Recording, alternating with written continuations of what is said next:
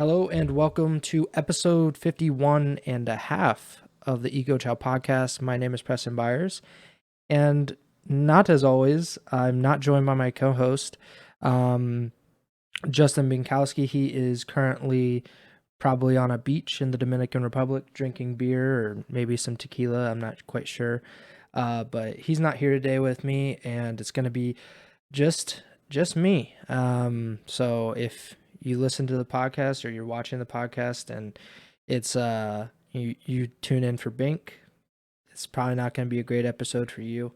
But I'm here to talk a little bit about the Call of Duty League. As usual, this is what we do on the podcast. But because we didn't have any matches this past week, the CDL regular season ended a week earlier, and we are still awaiting to finish the season up with the 2022 CDL Championship, which begins, I believe, next weekend, if I'm not mistaken. Yeah, I think it is next weekend. So we got a little bit to talk about. Other than matches, unfortunately, Velly, the desk host of the 2022 CDL season, resigned earlier or late last week, I guess. And that was a really sudden announcement. There was no kind of preparation for it. Nobody saw that coming, and how could anyone really see that coming? He didn't give an explanation when he resigned last week. He just said that there weren't any problems between himself and the CDL, but that things just didn't really work out. And he was I'll pull up his tweet real quick because it was so he said this is his follow-up tweet. Said, "There's no issue with me in the CDL, just a FYI, I won't be attending champs. With that said, my year with the Call of Duty League is done. It's been a year where I was able to really find myself, and I'm really thankful for that. The COD fam has the best fans." So that was pretty a pretty weird thing to happen, especially since the CDL tweeted that they had accepted the resignation of Velly. So obviously people are curious. People are a little bit nosy. They wanted to find out what was happening. Dexerto put out an article that said that Velly was involved in an intoxicated altercation with at least one other person on the broadcasting team, so the CDL talent. And the initial part of Dexerto's article said that he had been forced to resign by the CDL, and I think they have since retracted that. And Velly has come out and said that he actually resigned of his own volition. He decided to do it. It was not forced upon him.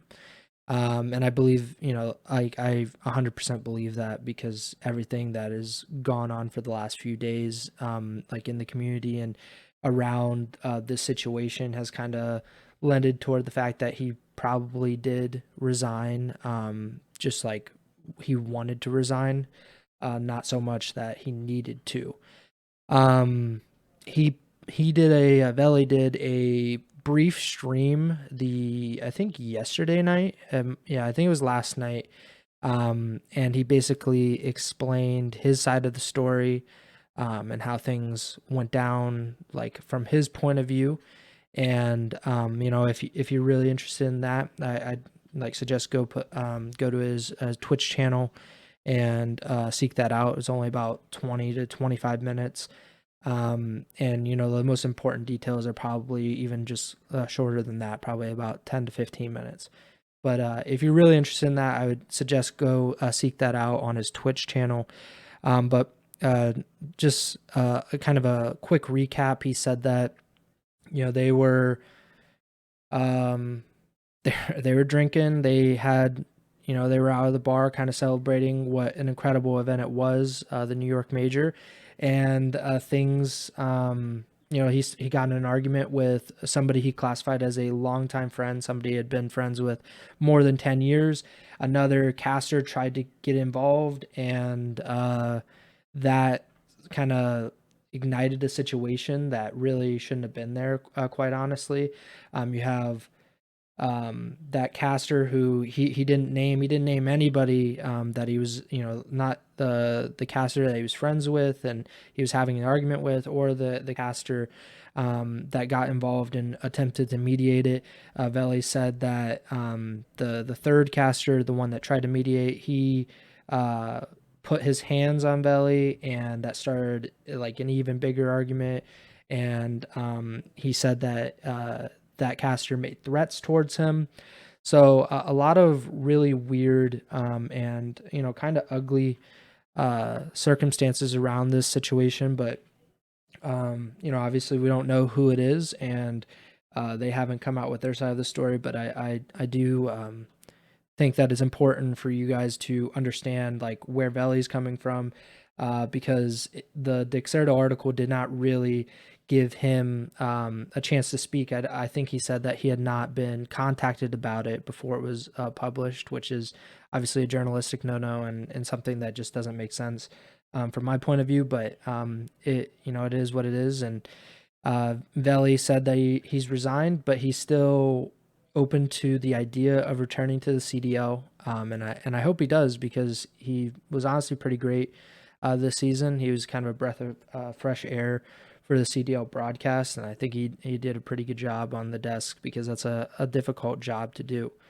I don't really know what's going to go down from here, to be honest with you, because like the CDL apparently, according to Velly, they know who the person is that made threats towards him, or he said assaulted him as well. He put their hands on him, so that the CDL might take action, and they might decide to suspend or fire or whatever. But it's very hard to tell what's going to happen from here. I wish Velly the best, and I hope that he lands on his feet, because this is a really, really crappy situation that he's going through, and it's really not his fault. It isn't his fault, so it's just disappointing to see someone lose their job like over something that they're not even really responsible for. But yeah, that's it about Velly, and hopefully everything is resolved, and hopefully people stop trying to guess who it is, because I feel like that just causes more problems than they feel like they're actually resolving. But yeah, hopefully that works out. Let's talk about the 4 teams that did not make it into the CDL championship this season. So obviously, if you haven't been really watching or listening to the podcast or watching the CDL this season, only 8 of the 12 CDL teams actually qualified for champs this season. And the 4 teams that did not were the Paris Legion, the Florida Mutineers, the Minnesota Rocker, and the Los Angeles Guerrillas. These 4 teams, well, quite frankly, I would say that Florida and Minnesota, it's not too fair to say they stunk, because they were more inconsistent than anything. They weren't able to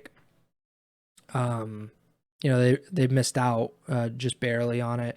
And I feel more sympathetic towards them than any of the other 2 teams. The Los Angeles Guerrillas were actually one of the 4 teams that won a major this season, but outside of that major, they barely earned any CDL points. And at the end of the year, that's kind of what came back to bite them. Had they, gotten further in some majors or finished higher into the qualifying matches, I think I'm pretty sure they would have eventually qualified for champs, but that it just wasn't meant to be regardless of their roster, whether it was with Gunless or Spart, or even when they brought in Neptune. Things just didn't seem to click, other than that one event in Major 2. And then the Paris Legion, soon to be the Las Vegas Legion, or the Vegas Legion, whatever. But they really stunk. I mean, they're literally the worst team in CDL's history. They won 2 of their 25 games, I believe, maybe 26 games, but they had an 8% win percentage, and just they were absolutely abysmal for the entire season.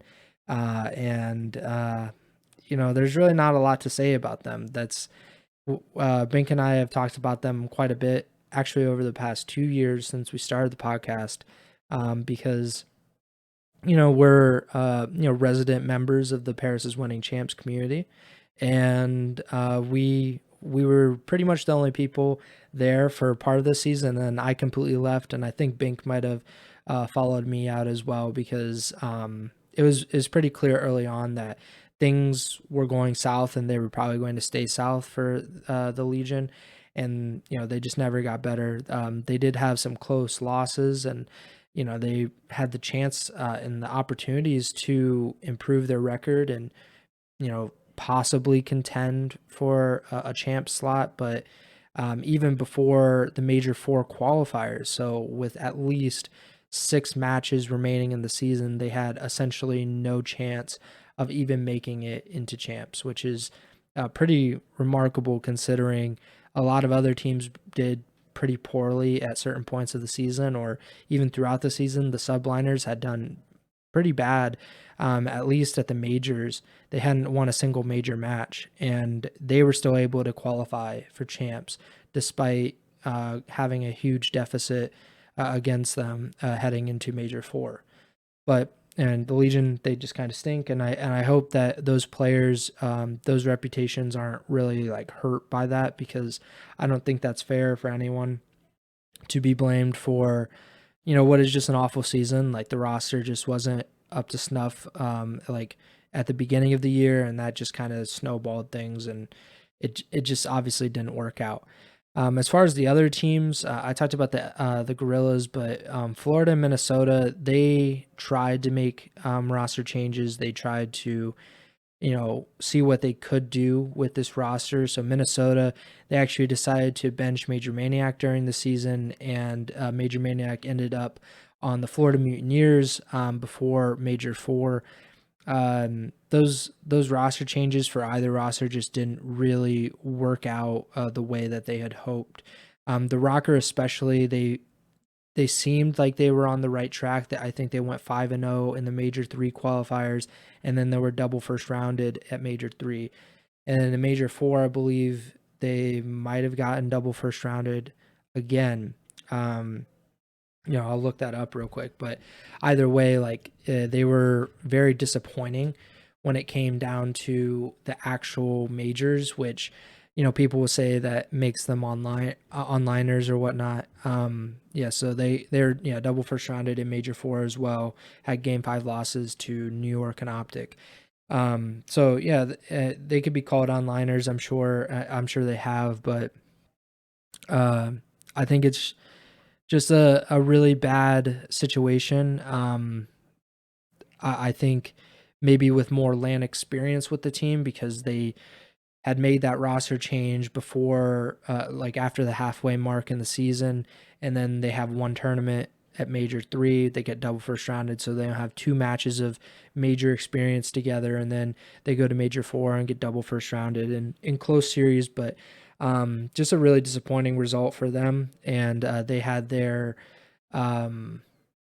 the Rocker had their postseason press conference with a few members of their management team. So Brett Diamond, who I believe is the COO,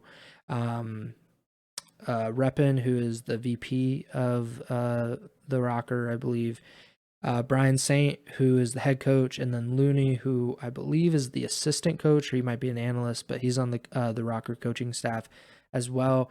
They held a press conference on Friday, if I'm not mistaken. My days are getting all messed up now, but I believe it was Friday that they did their press conference. And while they didn't really speak a lot about the roster changes that could be happening or could not be happening, I guess, in the offseason, they did reiterate that it is like a true disappointment. It's not just water under the bridge for them. They are actually disappointed because they're not making champs, and the reason that they're really disappointed is because I believe Brett Diamond said that they expect to compete for championships, not try to compete to just qualify for champs. So that makes a lot of sense from my end, because this team had a lot of potential to go 5-0 in those qualifying matches before Major 3.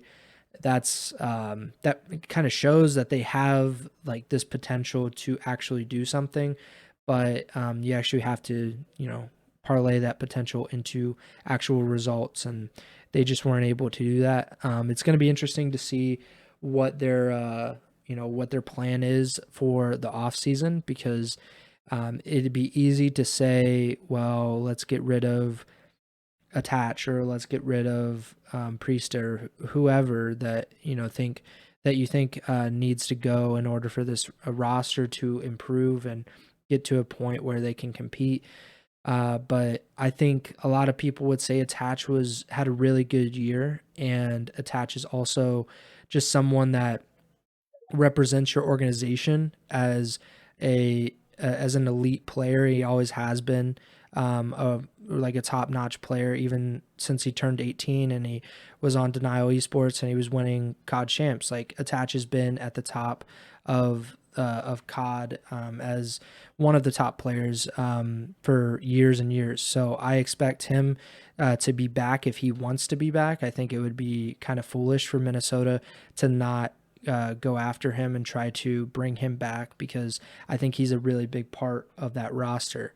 As far as Priesta, I'm not sure. I think he's a very good player, obviously a veteran player, but who knows really what's going to happen. They have to make changes, in my opinion. I don't think that you can really go into another season of the CDL with the same roster after not even finishing top 8 at champs, even though this current roster is not to blame for the entirety of that, obviously, because you have the previous roster with Major Maniac and whatnot like that, they are responsible for their own results. But let's be honest, like, if you're not able to, get over that hump and get to top 8, then heads are gonna roll. So it makes sense for them to make that change, or make changes. But it's going to be interesting to see what they end up doing. I believe that Reppin said that Havoc and Fake, they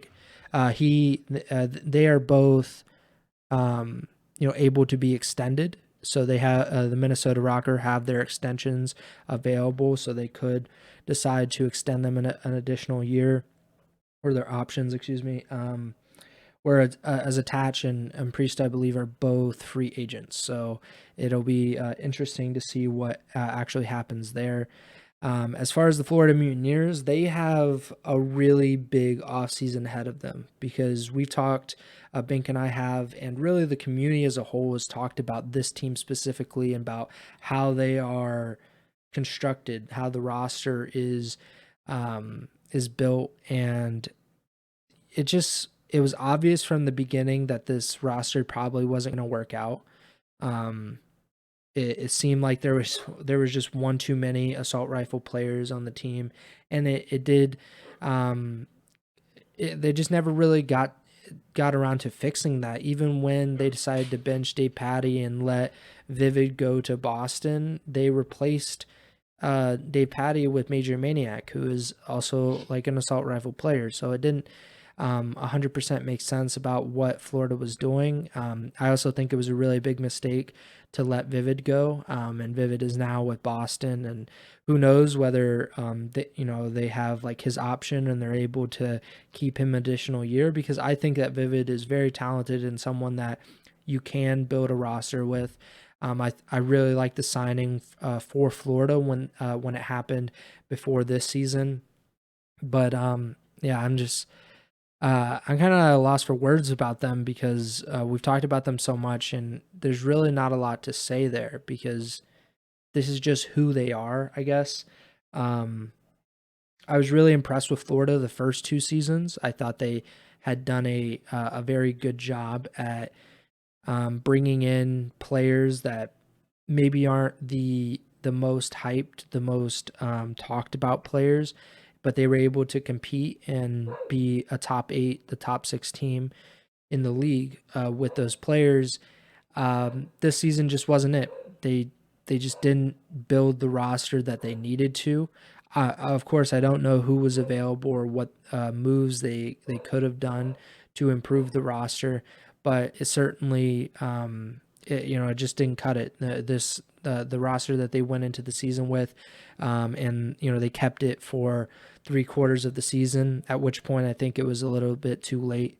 They really needed to run out of the team at Major Four to make a dent and try to qualify for champs, and it just didn't happen. They were really a win away from making it, so it was very close. But at the end of the day, like they had to, they had to at least win one more match, and they just weren't able to do it.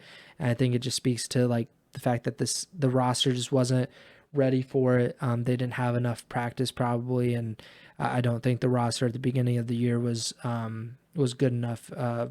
Period. I think that might do it for the 4 teams. So Paris, Florida, Minnesota, and LAG. I'm not really sure what LAG is going to do with their roster. Coming into the year, I really thought that they had a really good chance of competing just based on the pure talent that they have. I think that Slasher is one of the greatest Call of Duty players of all time. I think he's, from a talent perspective, I think he's incredible. I think he still has the ability to do that. I don't know if it'll be with LAG, but I do have a lot of confidence in him. Hook, I was very excited to see what he could do in a new environment, away from the Dallas Empire and away from the Los Angeles Thieves. But things just didn't seem to work out. I was really surprised and a little bit disappointed that Asim hit the bench this year. I didn't think that he was really the issue, and I think he's an incredible role player, and I think any team would be lucky to have someone like that, or to have him specifically. But I'll be looking to see if he ends up moving rosters, if LAG has any intention on parting ways with him after benching him late in the year. And then there's Gunless, Spart, and Neptune. Those players are really talented. Spart obviously was a really big part of the team's Major 2 win. But I just don't know what LAG does or where those players go. If there's no expansion, I would have to think that a lot of Challengers players are, or not, maybe not a lot, but I feel like there are at least like 3 to 4 Challengers players that will enter the season on a CDL roster, which kind of leaves some of these players that are currently in the CDL. They'll probably be without a spot, and I just don't know. I know that Spart, he started the season without a CDL spot like on a roster, other than a substitute role. Neptune, he was quickly benched by the subliners this past season, which was really shocking. And I guess it turned out to be a good move for New York, just based on the fact that they made champs and they were able to turn it around after making a few roster changes. But still, that's an incredible move to make really early in the season. And Gunless, he had these health issues, and I hope that he's completely recovered and he doesn't have any more of these health issues. But that really took away a lot of his season. LAG, they went with Spart for Major 2, and they won that event, so they stuck with Spart for a little bit. Then they struggled. Then Gunless came back once he was fully recovered, and they were just never able to really be the competitive team that they were in that one single event.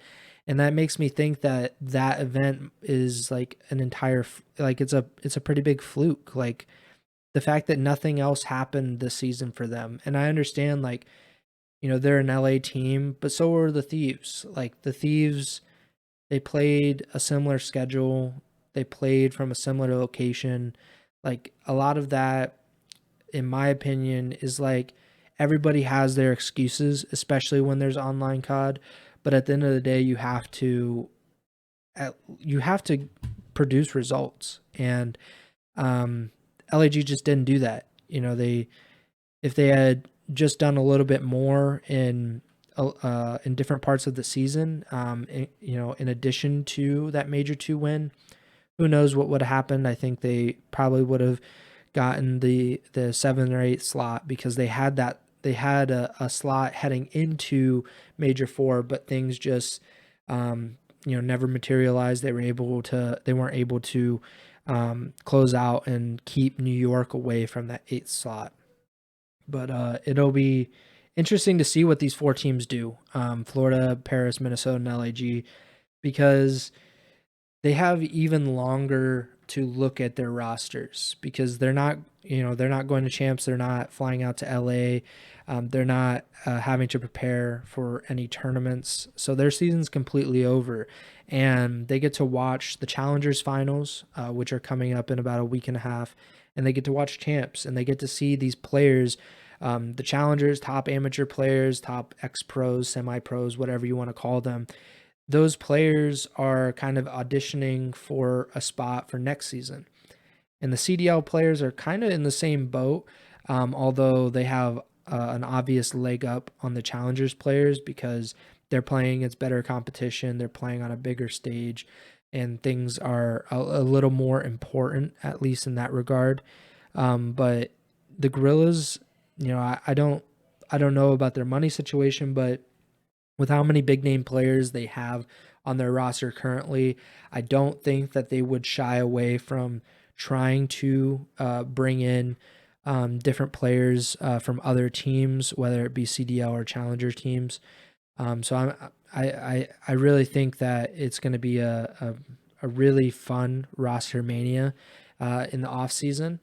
Let me bring up Ben Nissim, his Twitter, because he actually created this document where he's tracking the status, the free agency status of every player in the CDL.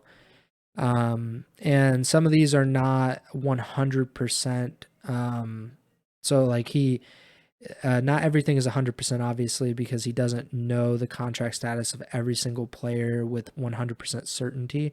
For example, Hook, Ben has listed his contract status is unclear, so he doesn't know whether he has a team option available or whether he is a free agent.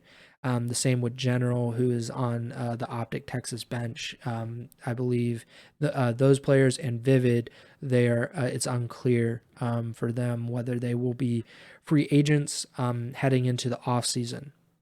But for LAG, apparently they have the team option of every other player on their team.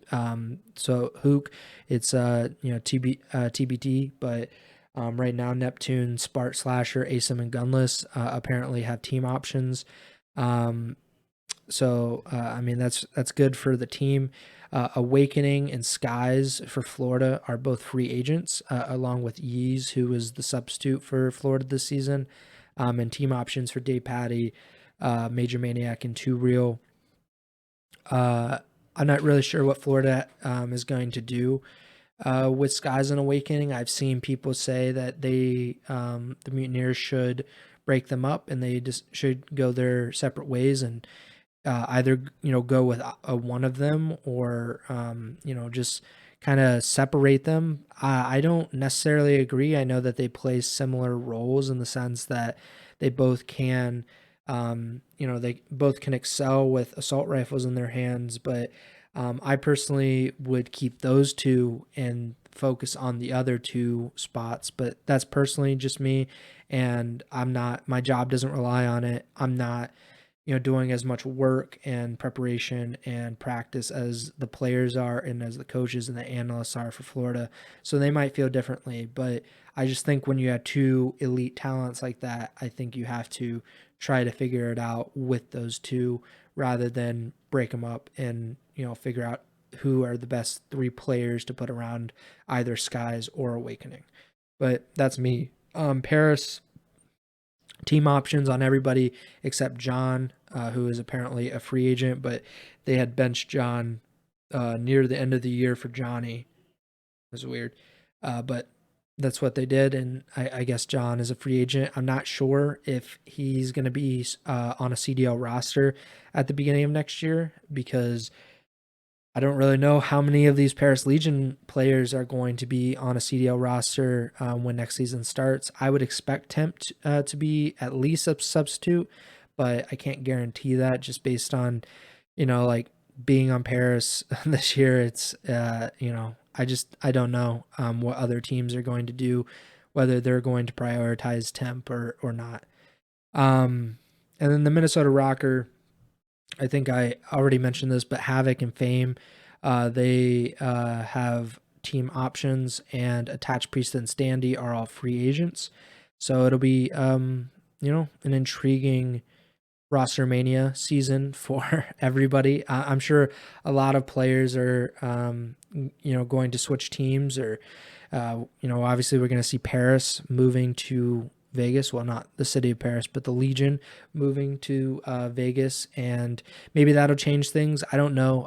They've been pretty reluctant to spend money on, a team of analysts and practice facilities and whatnot. So it's kind of hard to expect anything of the Paris Legion or the Vegas Legion just based on what they've been doing for the past year or two.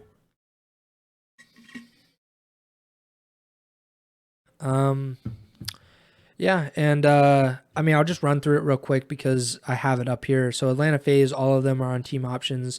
I think Aristides had actually, he responded to Ben about it and said that they had all extended and were on a team option. Boston Breach, Vivid, contract status is unclear, but Nero, TJ, Methods, and Capsidal are team options. New York Subliners, Hydra is a free agent, and so is Clayster. Everybody else is under a team option. That's kind of juicy. I would, Hydra's got to be one of the most in-demand players in the entire league, so who knows what's going to happen there. And Clay, he's going to Challengers Finals, so he has the opportunity to win the biggest tournament of the year in Challengers, and prove that he can be, a welcome addition to another team next season. So we'll see what happens there. The Seattle Surge have team options on everybody. Optic Texas have team options on everybody. General is unclear, so we don't really know what's happening there. LA Thieves, team options. London, most of their team, this is kind of weird considering all of the other teams mostly have their players under contract, but London, everyone but Harry are free agents. So Afro, Nasty, Gizmo, and Zero are all free agents according to Ben's doc. So who knows what London will look like if they're not able to re-sign these players. They don't really have them under contract right now, but Harry is. And then Toronto, all of their players, including Scrappy and Hixie, are under team options as well. So, it's good to know. I think if you're really interested in like the off-season stuff, the free agency part of the CDL, then I would follow at Ben J Nissim on Twitter. He has a really really handy doc to keep track of these things. But yeah, I think that might do it. I don't know how much else I have to talk about. Obviously, Bink will be back next week, which is exciting because he's probably gonna be a little tanner than he was before. Maybe a little hungover still. We'll see. But it's been a lot of fun actually to listen or to see the support that we've gotten. Like the past 3 or 4 episodes on the podcast feeds have been incredibly successful. I think our most listened to episodes for 4 straight episodes. So an incredible amount of support from you guys, and we obviously can't thank you enough because that's ridiculous. Neither one of us were expecting it. I think that our latest YouTube video, so the last episode of the podcast, has over 400 views, which is pretty incredible. We have no idea what's going on because we don't really promote it, like as much as we maybe should. But this is kind of like our side gig and something we do just because we really love COD esports, and it's awesome to see everyone kind of support us and really drive us, and like it makes me want to do it more, makes me more excited to do it, just because I know that people are kind of interested and they really like what we're doing. So obviously if you have any feedback, positive or negative, or any suggestions on what you think we should be doing better, what we should be doing more of, please tweet us. I'm at Preston Byers, he's at jbink with 2Ks. The podcast Twitter, we don't really use it all that often, but it's at Ego Chall Podcast. And you can tweet us, anytime. I think my DMs are open. I don't know about Binks, but you could DM us if you don't want to publicly tweet it. Just let us know what you do or do not like.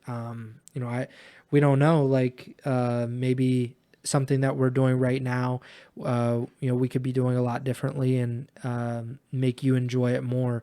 But we need your feedback. We want your feedback. And obviously, again, we just really appreciate your support. If you want to keep supporting us, you should keep listening to the podcast or watching it, however you're doing it. We're on YouTube, we're on Apple Podcasts, Spotify, Google Podcasts. This podcast is actually the first that I've done on Twitter Spaces. So if that's of interest to you, then you can kind of come in, and maybe the next time we do it, I don't know if we're going to be able to do it with Bing, just based on like the technology aspect of it.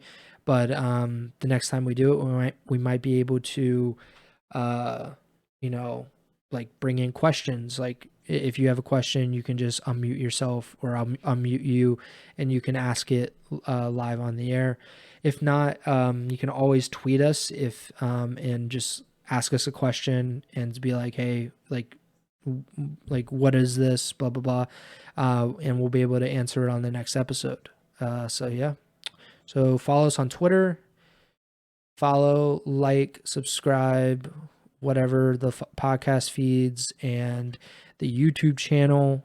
Next episode should be next week, so the first week of August, Bink will be back and we'll do an episode. So either Monday, Tuesday, or Wednesday, most likely. Just kind of depends on what his softball schedule is like, and we'll fit in an episode around that.